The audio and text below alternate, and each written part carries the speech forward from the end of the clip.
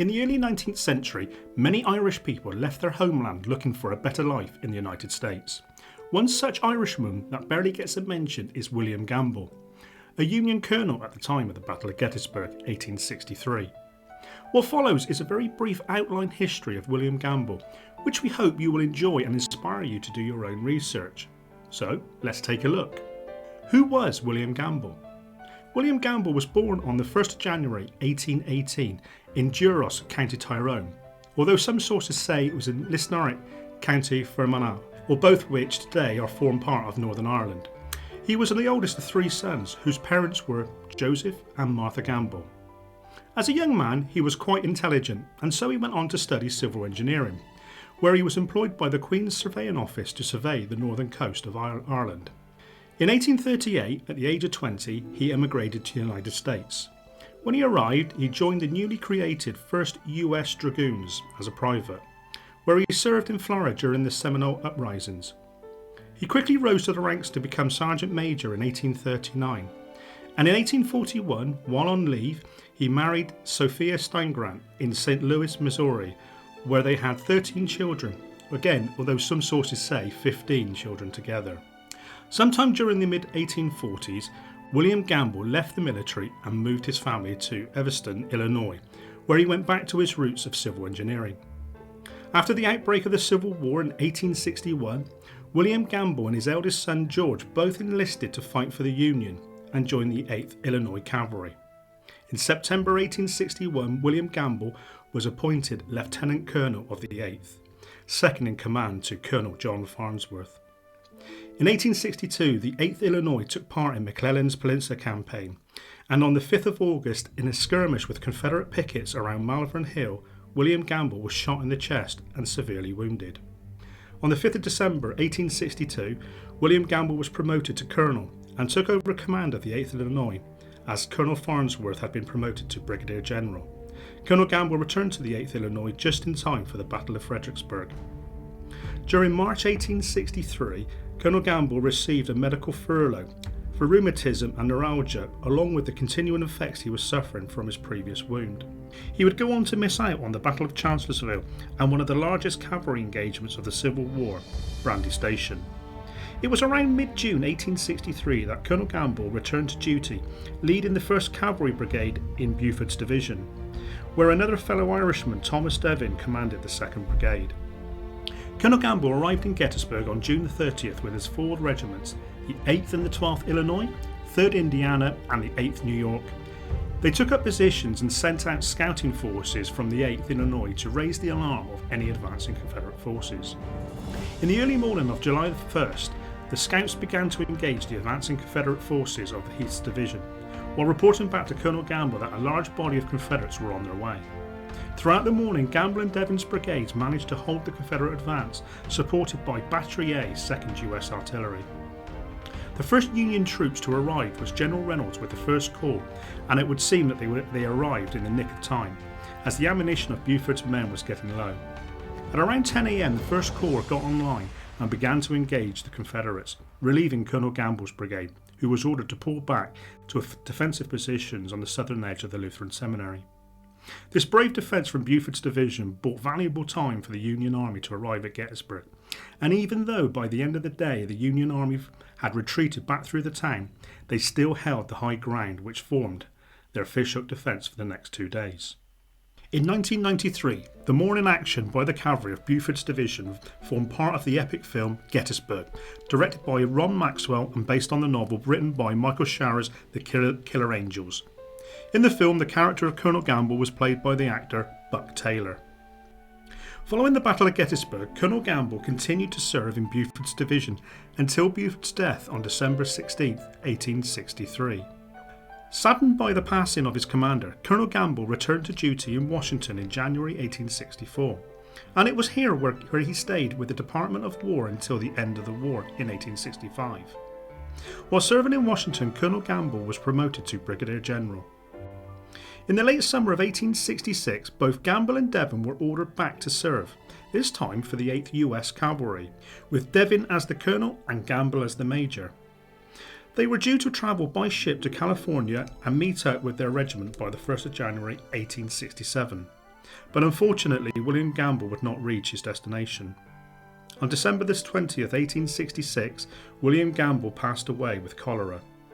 Some reports say that the ship he was travelling on was close to land in Virginia Bay, and his body was taken ashore and buried. It is also said that in the passing years, floods overtook the small cemetery, and his remains were unfortunately washed out to sea. I hope you've enjoyed this brief look at William Gamble. There is so much more I could have added, but I just wanted to keep this brief and with some key points that I hope will inspire you with your American Civil War projects. So now let's take a look at our completed Gamble's Brigade that we've been working on over the last couple of months. And here we have then the brigade finished up in front of you. I'm going to start off in the centre, obviously with the brigade commander himself, Colonel William Gamble, at the time of Gettysburg, and I'm going to move out to each individual regiment as we go. So as I said, start off with Colonel Gamble himself, which is him here on the right. This was a 2011 salute figure.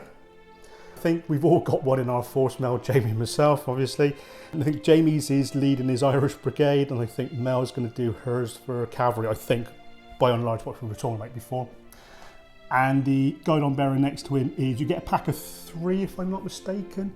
The guidons and banners you see here all throughout this force are from GMB Designs.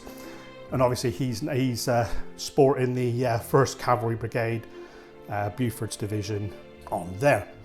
So here we have then the 8th Illinois. This was obviously, as I spoke about before, the Colonel Gamble's, or William Gamble's regiment. He joined for the fight for the Union, the 8th Illinois. And we have each of the regiments are the same how I've done them. So they all have the mounted 12 figures mounted in 6 bases. These are the Perry plastic miniatures, and I think, you know, some of their oldest miniatures they've done for plastic. I still think they sort of stand the test of time. Really easy to go together, paint up really quickly, and they're nice miniatures. In front of them we have the dismounted cavalry base. He's on an 80mm round base. Oh, the cavalry, mounted cavalry on a 50mm square. And this gets obviously all the miniatures and that on them quite nicely, as you can see on there. I quite like those. And again, I think it adds a little bit of character and that to the tabletop, seeing the horse holders and that on the table. And in front of them you can see obviously the dismounted troopers in 3 bases. They're on the ovals. I went for ovals because I want them to feel like they were actually in a skirmish line. And I think that, you know, having that oval, the sort of rounded edges, sort of gives that sort of feeling that they are out skirmishing and that in front of their horse holders. So when they dismount, so the mounted unit would come off the table, dismounted base would go on, and obviously the 3 trooper bases. So to carry on to the right hand side, so next to the 8th Illinois, we have the 12th Illinois. And again, another same regiment, same style, same layout as the other ones. So your 6 bases are mounted troopers, and then obviously your dismounted base on the 80mm round, and then the 3 I just built these up, dismounted trooper bases. So yeah, so if I can get that in the camera in the shot. Really nice minis. Again, Perry miniatures, I say, all Perry miniatures obviously, apart from the salute figure. And really paint that well, paint them really nice. Again, I thought with these, adding, like say, like I've done with like the artillery and some of the commander bases, adding some rocks and stones to the base, sort of grass tufts, some sort of flower tufts and things like that. This guy here I quite like, the wounded guy, I quite like him.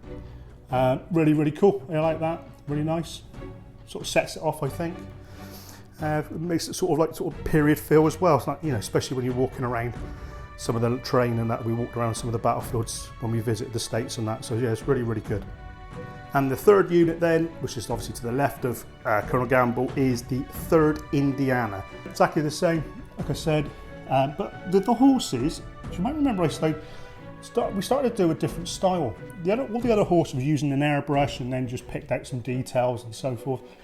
This was using the Painting Wargames minifigures book as recommended by Jack Scharge.